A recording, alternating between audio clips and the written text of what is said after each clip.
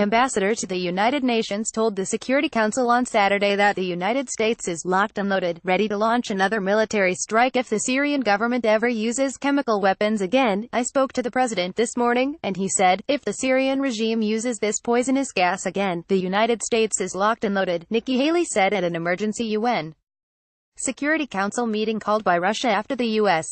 and allies struck 3 targets in Syria. "When our president draws a red line, our president enforces the red line," she added, echoing earlier warnings that Western powers could strike again. Haley's message came after her Russian counterpart, Vassily Nebenzia, said he would ask the Security Council to condemn the pre-dawn military strikes on Syria by the United States, France and Britain, calling the attacks a violation of international law and the UN Charter. "This is how you want international affairs to be conducted now," said Nebenzia, according to a translation of his comments in Russian. "This is hooliganism in international relations, and not minor hooliganism, given that we're talking about major nuclear powers." France's UN Ambassador, François Delattre, gave a biting response, telling Nebenzia that charter was not designed in order to protect criminals. Several diplomats at the Security Council warned of the potential danger that the Syrian crisis could spiral out of control and engulf the region and beyond.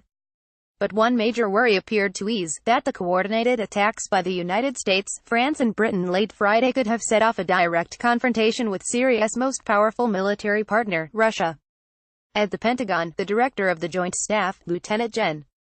Kenneth McKenzie, said the more than 100 missile strikes delivered a blow late Friday to the heart of Syria's chemical weapons network.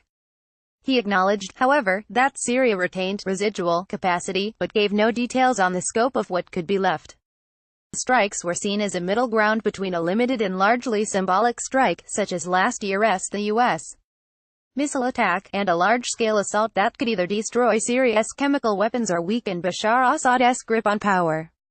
By focusing on a narrow set of targets that the Allies said are associated with chemical weapons, the military campaign deliberately avoided direct involvement in the 7-year Syrian civil war. It also appeared designed to sidestep Russian forces in Syria. The strikes also appear to leave Assad firmly in control and with his Russian backing intact.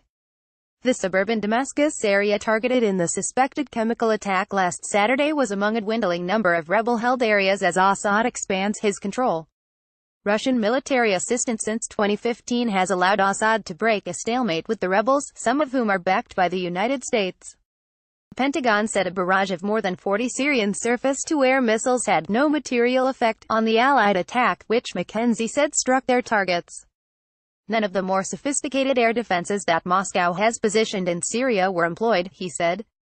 The general also denied assertions from Russian officials that some incoming missiles were intercepted by the Soviet-made anti-missile batteries used by Syrian forces. McKenzie described one site, the Barza Research and Development Center, near Damascus, as a core facility for Syria's chemical weapons program. "They lost a lot of equipment. They lost a lot of material, and that's going to have a significant effect," McKenzie told reporters at the Pentagon. The rhetoric from Syria's backers was harsh. Russian President Vladimir Putin said the strikes would have a destructive effect on the entire system of international relations. Syrian television called the attacks a flagrant violation of international law, and Iran's supreme leader, Ayatollah Ali Khamenei, derided them as a military crime, but there were no signs the Russian military was preparing a retaliatory response that could bring Moscow and Washington into direct confrontation. The head of NATO, Jens Stoltenberg, predicted this will reduce the regime's ability to further attack the people of Syria with chemical weapons. Washington, Paris and London said they have proof, without identifying it, that chlorine gas caused victims to suffocate. Inspectors from the International Organization for the Prohibition of Chemical Weapons were expected to make their initial foray Saturday to Douma. They will collect soil samples and talk to witnesses in attempts to pin down what occurred. "A perfectly executed strike last night," tweeted President Trump. "Thank you to France and the United Kingdom for their wisdom and the power of their fine military. Could not have had a better result. Mission accomplished." The assault came despite the lack of a definitive independent finding that chemical weapons were used or who had deployed them. An initial team of inspectors had only arrived in Syria on Friday. "Nothing is certain in these kinds of matters. However, we used a little over double the number of weapons this year than we used last year," said Defense Secretary Jim Mattis. "It was done on targets that we believed were selected to hurt the chemical weapons program. We confined it to the chemical weapons type targets." Gen. Joseph Dunford, chairman of the Joint Chiefs of Staff, said the only communications that took place between the United States and Russia before the operation were the normal deconfliction of the airspace, the procedures that are in place for all of our operations in Syria. The European Union voiced support for the allies. European Council President Donald Tusk tweeted, "The EU will stand with our allies on the side of justice." In the wake of last weekend's gruesome attack, some U.S. officials advocated a larger, and therefore riskier, strike than the limited action Trump ordered in April 2017, also in response to suspected chemical weapons use.